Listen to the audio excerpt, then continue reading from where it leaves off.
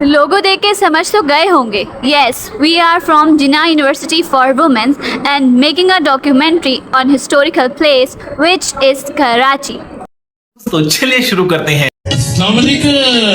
वो कहते हैं ना कि पूरी दुनिया में एक कराची है, लेकिन कराची में पूरी दुनिया बसती है. कराची वो शहर कि जिसने पाकिस्तान बनते देखा. इसको पहले कोलाची के नाम से जाना जाता था, जिसकी बुनियाद बलोच कबाइल ने रखी थी. और इस कम्युनिटी ने तरक्की की मनाजिलें तय करके कोलाची को कराची में तब्दील किया. अपने ज़माने में कराची तरक्की की मंजिलें तय करने वाले शहरों में से एक तेज़ तरीन शहर था. तरक्की का सफ़र तय करने के बाद कराची को बहुत से कदीम विरसे मिले. कराची जो कि अपने आप में एक तारीख़ रखता है, इन कदीम विरसों में से चंद कदीम विरसे इमारतों की सूरत में हम आपको दिखाने जा रहे हैं. कराची की बात हो और कायद से शुरुआत ना हो, ऐसा तो मुमकिन ही नहीं. अरे नहीं, आप गलत कायद समझ रहे हैं. हम तो कायदे आज़म की बात कर रहे हैं. मज़ार कायद कराची की एक तारीख़ी जगहों में से एक है जो कि जिन्ना मासूलियम के नाम से जानी जाती है और ये कायद आज़म की आखिरी आरामगाह भी है. इसके अहाते में 5 मशहूर रहनुमा मदफून हैं. इस इमारत की तहज़ीन और आराइश का काम याह्या मर्चेंट ने सर अंजाम दिया. कायद आज़म के मज़ार के अहाते में एक म्यूज़ियम भी कायम है जिसमें कायद की इस्तेमाल शुदा चीज़ें महफूज हैं, जिसकी तफसीर हम वहीं के एक ओहदेदार की ज़ुबानी आपको सुनाते हैं. फातिमा जिन्ना ने याह्या मर्चेंट बॉम्बे, ढाका, इंडिया वहाँ से दे उनको कहा फातिमा जिन्ना साहिबा ने. तो ये जो टोम है ये याह्या मर्चेंट साहब का डिज़ाइन किया गया हुआ है, जिनका ताल्लुक बॉम्बे से था. 60 में इसके ऊपर काम शुरू हुआ. 64 में इसका स्ट्रक्चर मुकम्मल हो गया ना. इसमें क्योंकि जो चीज़ें रखी हुई हैं, मसलन एक उनका शेरवानी शलवार रखी हुई है, वो 1924 में सिला था. अभी 1925 में 1 साल और होगा, वो 100 साल हो जाएंगे उसको. तो इतनी चीज़ें भी हैं. ये सारी ओरिजिनल चीज़ें हैं जो कायद-ए-आज़म ने इस्तेमाल की हुई हैं. उस लिहाज से तो ये देखें बड़े हमारे लिए बहुत ही क्या कहना चाहिए फ़ख्र की बात है इसकी उनकी चीज़ों को मेंटेन करना. और इसी तरह ये दोनों गाड़ियाँ, एक ऑफिशियल गाड़ी है और एक उनकी ज़ाती गाड़ी थी कायद-ए-आज़म की. तो उनको मेंटेन रखना इस हालत में चल के लाई गई थी यहाँ पर, तो उनको मेंटेन रखना ये भी म्यूज़ियम के स्टाफ की बड़ी कारकर्दगी है. पानी पाकिस्तान की बात कर ही ली है तो तहरीक पाकिस्तान के एक अहम रहनुमा मौलाना मोहम्मद अली जौहर की ज़िंदगी से जुड़े मकाम को हम कैसे भूल सकते हैं. तो हम बात करते हैं खालिक दीना हॉल या लाइब्रेरी कराची में वाक़ है. खालिक दीना हॉल या खालिक दीना लाइब्रेरी 1906 में कराची में कायम की गई. इसका नाम कराची के उस दौर के एक अमीर तरीन बिजनेसमैन ग़ुलाम हुसैन खालिक दीना के नाम पर रखा गया. इस लाइब्रेरी का नाम उनके नाम पर रखने की वजह एक ये है कि उनका मकसद कराची की मुस्लिम आबादी को उस दौर के एक ऐसी जगह फ़राहम करना जहाँ पे वो अपनी ज़हनी सलाहियतों को उभार सकें और उसको अपने आने वाले कल के लिए कारआमद बना सकें.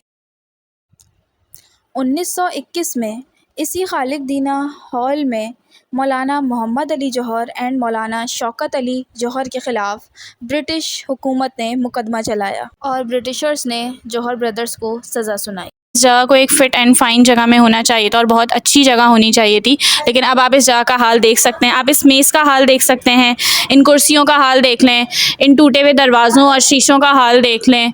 आगे आएँ,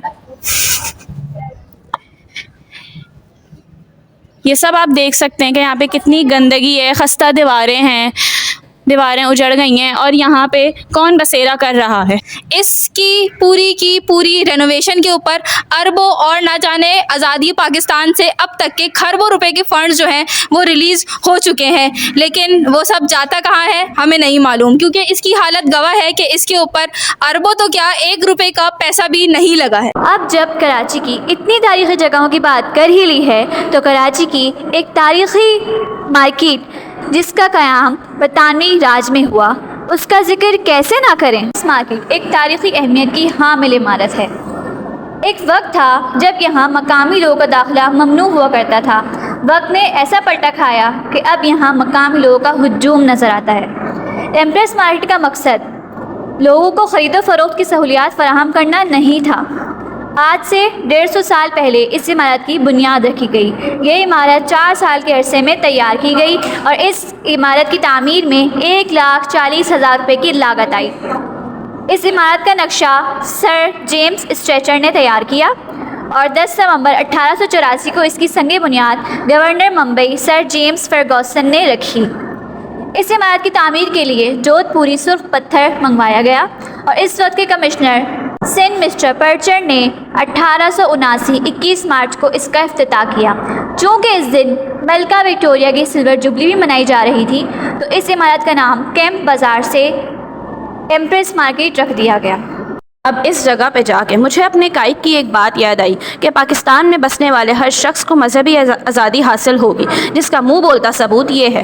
سینٹ پیٹرک سندھ میں تعمیر ہوا مسیحی برادری کا پہلا گرجا گھر، جو کہ 1845 میں تعمیر ہوا. شروعات میں اس کی تعمیر میں 6,000 کی لاگت آئی. جیسے جیسے شہر میں مسیحی برادری کی تعداد بڑھتی گئی، اس کی تعمیر و ترقی مزید خوبصورت ہوتی گئی.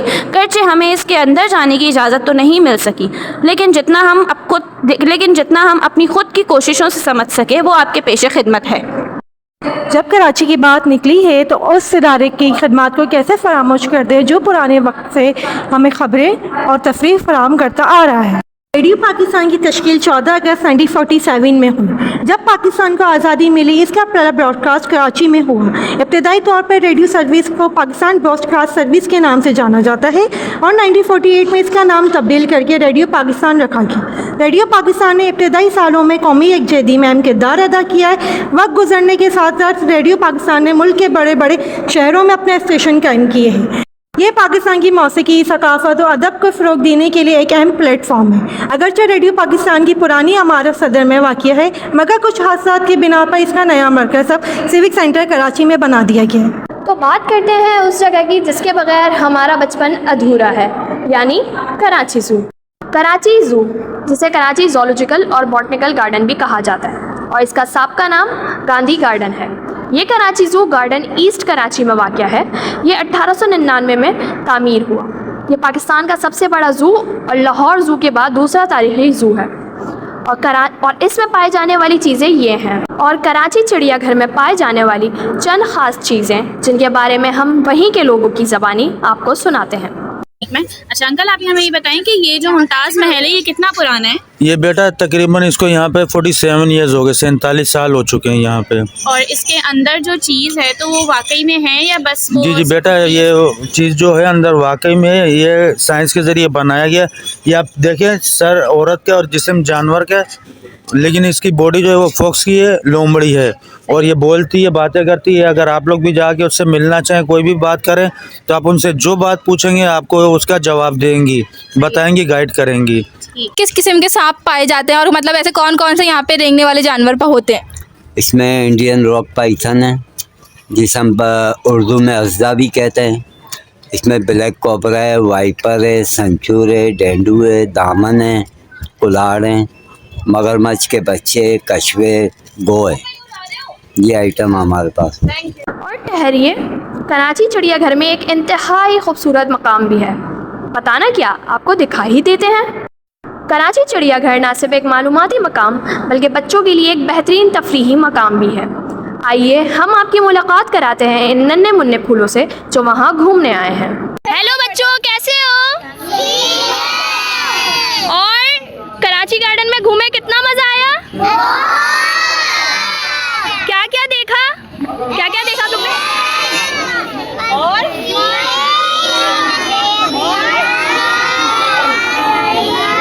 آپ نے کیا دیکھا؟ سب کچھ. جیسے کہ آپ نے فش بھی دیکھی تھی؟ فش دیکھی تھی بہت سارے. اور لائن بھی دیکھا. اور ایلیفینٹ بھی دیکھا. واو. دیکھا تھا آپ نے؟ براؤن اور وائٹ. اب جب سارے کراچی کی بات کر ہی لی ہے تو ایسا کیسے ہو سکتا ہے کہ اس ادارے کو بھول جائیں جس نے ہماری یہ ساری صلاحیتوں کو ابھارنے کا موقع دیا. تو بات کرتے ہیں جناح یونیورسٹی برائے خواتین کی. جناح یونیورسٹی برائے خواتین کراچی میں واقع ایک نجی تحقیقی یونیورسٹی ہے. یہ تمام خواتین پر مشتمل جامعہ ہے. اس کے علاوہ یہ ملک کی پہلی خواتین یونیورسٹی ہے. یہ ادارہ ایک پوسٹ گریجویٹ کالج کے طور پر قائم کیا گیا اس کی مکمل جامعہ کی حیثیت 1918 میں سندھ اسمبلی نے اپگریڈ کی۔ بڑی مالی امداد اور فنڈنگ کا انتظام انجمن اسلامیہ ٹرسٹ کرتا ہے۔ یونیورسٹی سائنس، آرٹس، انسانیت اور عمومی علوم میں انڈر گریجویٹ، پوسٹ گریجویٹ اور ڈاکٹریٹ پروگرام پیش کرتی ہے۔ 2010 تک یونیورسٹی کو HSC نے عام زمرہ میں اعلیٰ تعلیم کے اعلیٰ اداروں میں شمار کیا، اور اس ادارے کی بنیاد رکھنے والی عظیم ہستی کا نام الحاج مولوی ریاض الدین احمد ہے۔ جب بات جامعات کی نکل ہی چکی ہے تو اس جامعہ کو کیسے فراموش کریں جہاں پڑھنا ہر طالب علم کا خواب ہے۔ جی ہاں، آپ صحیح سمجھے، ہم جامعہ کراچی کی بات کر رہے ہیں۔ جامعہ کراچی کراچی میں قائم شدہ پاکستان کی ایک بڑی جامعہ ہے۔ 1951 میں اس عظیم جامعہ کی بنیاد رکھی گئی۔ جامعہ کراچی میں اس وقت 52 شعبہ جات، 17 تحقیقی ادارے اور 97 الحاق شدہ کالج شب و روز فروغ علم کے لیے کوشاں ہیں۔ ڈاکٹر خالد محمود عراقی موجودہ شیخ الجامعہ کے فرائض انجام دے رہے ہیں۔ چلیے اب یہ خوبصورت اور مشکل سفر اختتام کو پہنچتا ہے۔